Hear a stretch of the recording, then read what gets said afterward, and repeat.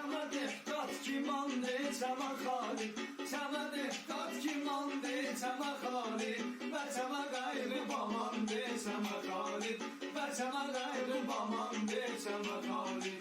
Hiç makamın tuluşa balan zahmeti, mangi nevde bey bıkamın hürmeti, çıdardı gamış bir tuluşu milleti, ve gayda bağandı çama Halid, ve gayda bağandı çama Halid. Çamadet kimandı çama Halid, Çamadet kimandı çama Halid, ve çama gayrı bamandı çama Halid. Ve kom milleti dardı gam lazime, ve kom milleti dardı gam lazime, problemun düz bir ağam lazime, ve meşoğu savudlu odam lazime, savudda ve zumandı çama Halid, savudda ve zumandı çama Halid.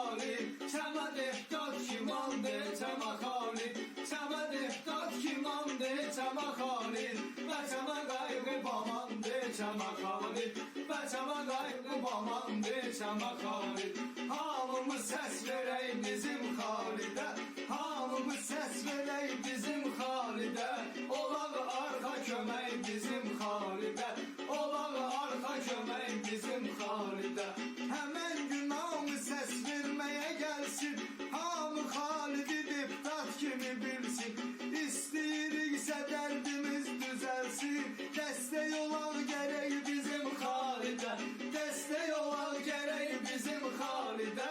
Hamımız ses verək bizim Halid'e, hamımız ses verək bizim Halid'e, olaq arka kömək bizim Halid'e, olaq arka kömək bizim Halid'e. Papağı koyup qabağımıza əyləşək, papağı koyup qabağımıza əyləşək, gözəl gələcəyi artıq fikirləşək, ayın 9'u hamımız birləşək, verək səsimizi tək bizim Halid'e, verək səsimizi tək bizim Halid'e. Hamımız səs verək bizim Halid'e, hamımız səs verək bizim Halid'e, olaq